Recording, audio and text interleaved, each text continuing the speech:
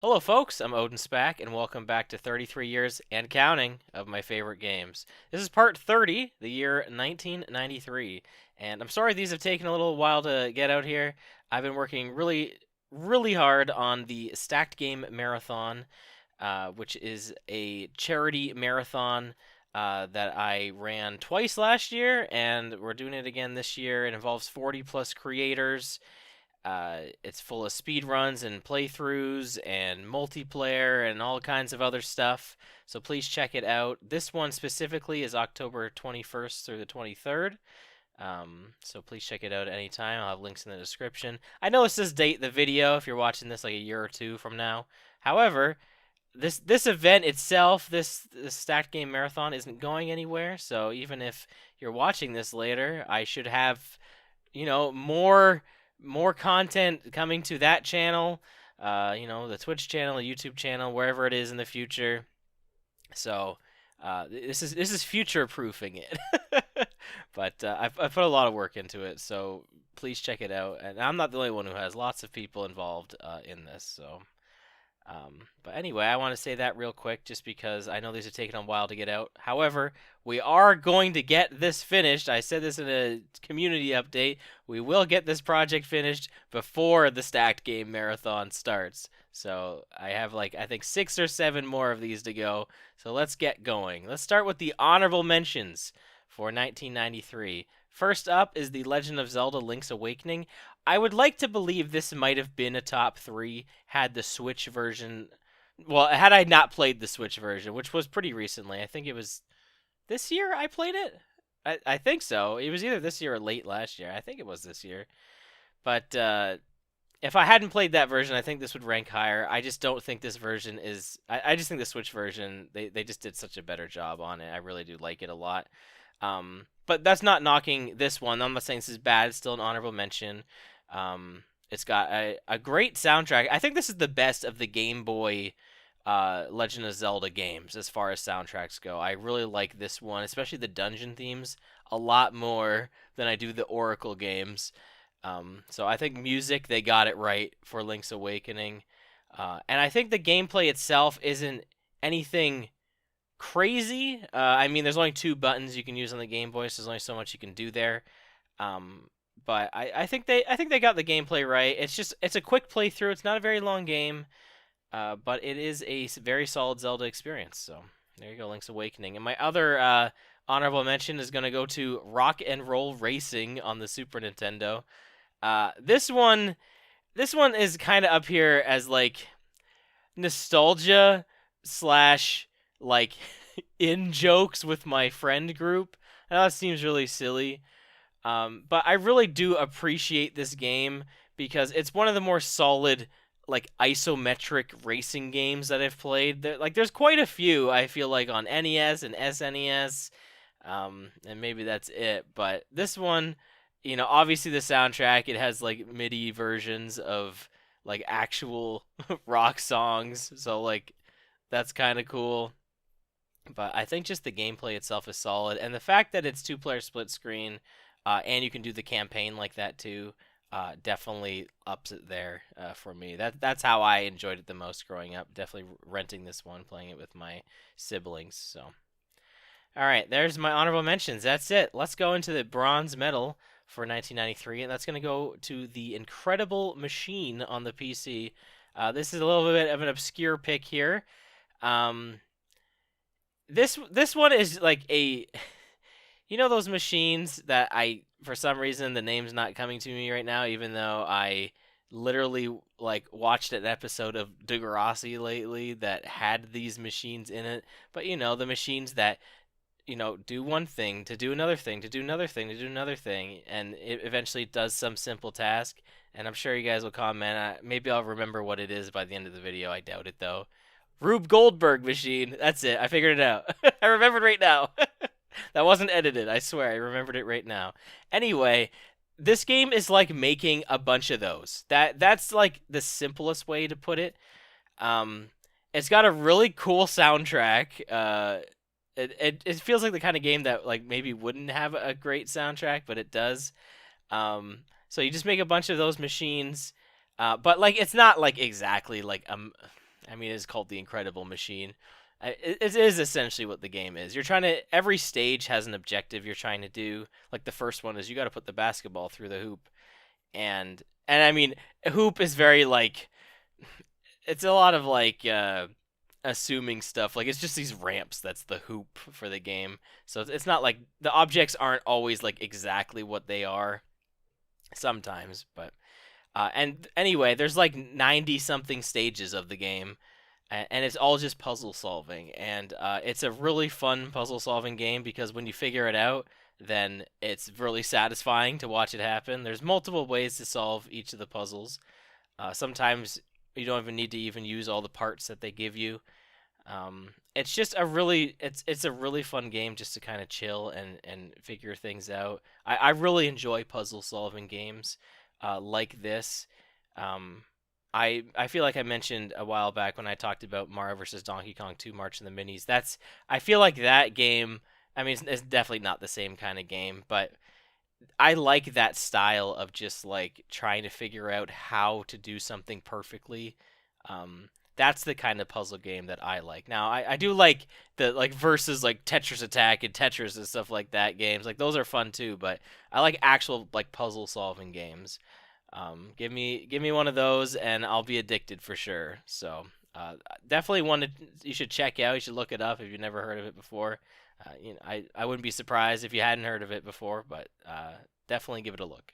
So, my silver medal for 93 is going to go to Secret of Mana, or Secret of Mana. I don't know, it's one of them. For the Super Nintendo. This one debatably could have been my gold medal. It's the gold medal is a little bit of a cheat, but anyway, this one is pretty much purely up here for nostalgic multiplayer playthroughs. Playing this with my siblings. This is a rare game on the Super Nintendo that's more than 2-player. It's a 3-player game. You don't need to play this 3-player to really have like the best experience. I mean, probably is the best experience to play 3-player, but you need to play it at least 2-player for sure to have like a really fun time. I feel like this game loses a lot of its luster as a single-player experience, and I know a lot of people really like this game. But I feel like this one's also kind of divisive as well. It just has some really weird difficulty, like kind of old school RPG quirks. But I don't know what it is. Like when you play this game multiplayer, like it really feels like two or three of you are like going on this really cool adventure together. And it is a really cool action RPG. It's got the story is like it's all right. It's not like an amazing story or anything like that. I don't think it's crazy, but it's nothing bad.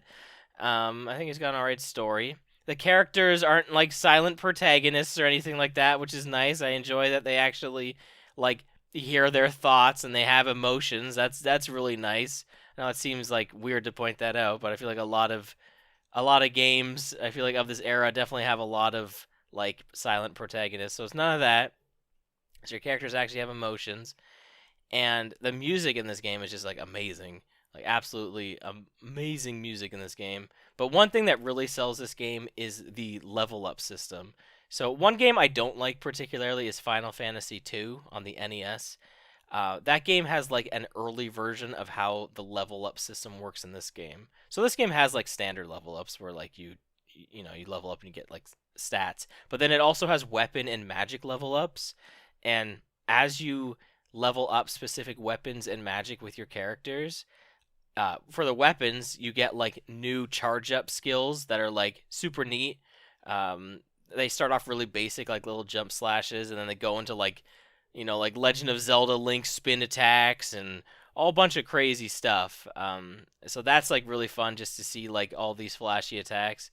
And then for the magic spells, when you level those up, they go from being like little weak, like little tiny fireballs to like these just gigantic fireballs. Like, I mean, fireball's one spell, but I'm just saying all the spells for the most part are like that, where they get really flashy animations as you level them up. So it's not like spells get replaced in this game or outdated. It's not like weapons get replaced. They just continually upgrade and get better.